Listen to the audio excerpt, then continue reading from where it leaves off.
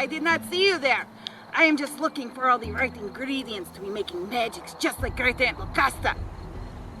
You've never heard of Great Aunt Locasta? Oh, you come closer, I tell you. Come. Come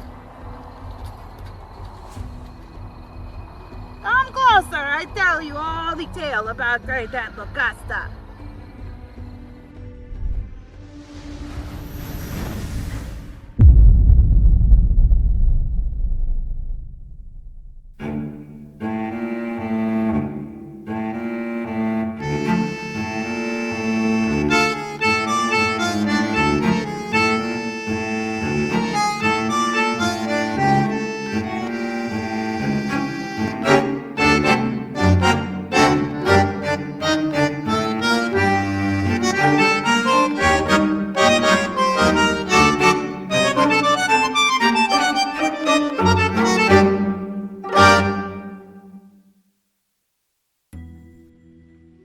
There is some knowledge that is hidden in history, unintentionally, just lost in times long since past.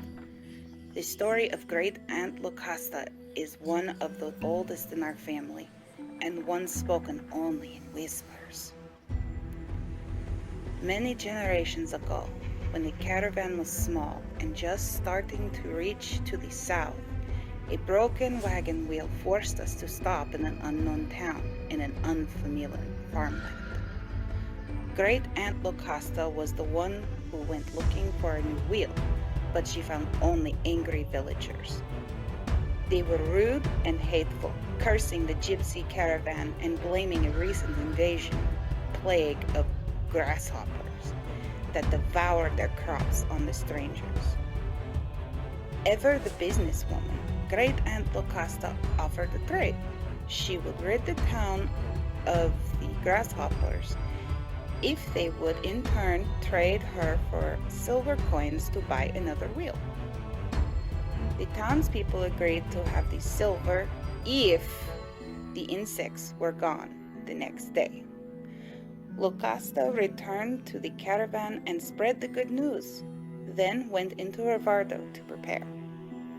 The next day, Locasta walked to the village and found the villagers quite friendly.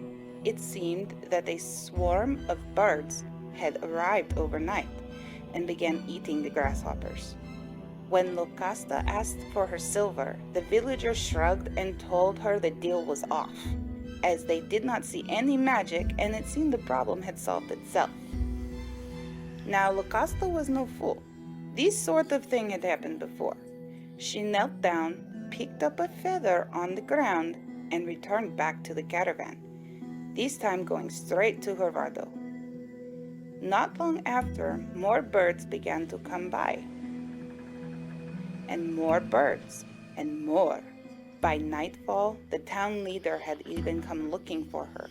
He explained that the birds were overrunning the village and had begun eating the crops and the fruit from the trees. If Locasta would get rid of the birds, he would personally give her a bag of silver, holding up a leather sack in his hand. Locasta agreed and said she would return to the city center the next morning. The next day, Locasta walked back to the village and went to the city square. Sure enough, the city leader was standing there with the sack.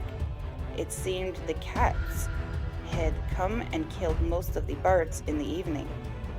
He jauntily tossed the sack to Locasta, who thanked him and set off to the wheelmaker.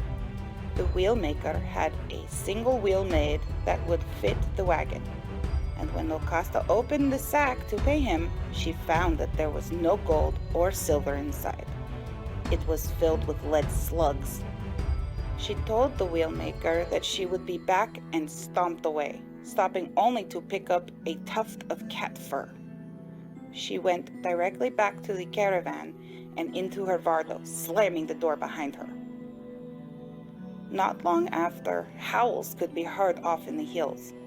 Soon, stray packs of dogs of every kind were coming down and towards the village. Locasta calmly left her vardo and slowly walked back towards the village, surrounded by the growling pack of dogs. As the dogs approached and began seeing the cats, they immediately pounced and tore into the cats. Soon the bloody remnants of cats were strewn across the street. Blood and fur matted the faces of these mongrel dogs, and people ran to their houses for safety.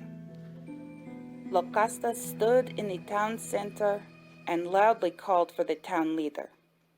Frightened villagers quickly arrived, pushing the frightened town leader up to Locasta before retreating off themselves. He knelt in the bloody streets before her, begging for mercy. He cried out that he meant no harm and would pay her anything she wanted to make the dogs go away. Locasta listened and let him grovel. The town leader offered her gold, jewels, pearls. Locasta chastised him for playing her a fool. She agreed to get rid of the dogs if, and only if, she was given the wagon wheel first.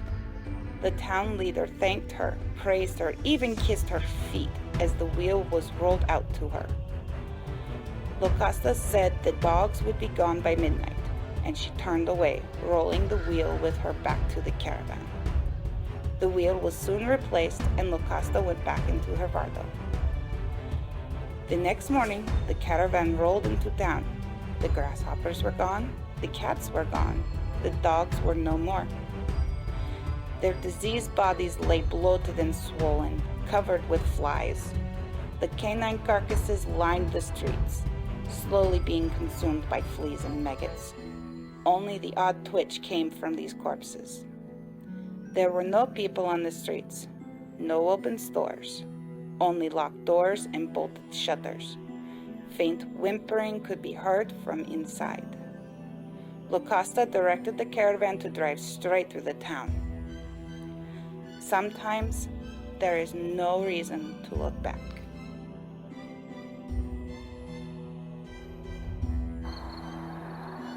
Sometimes there is no good reason to look back.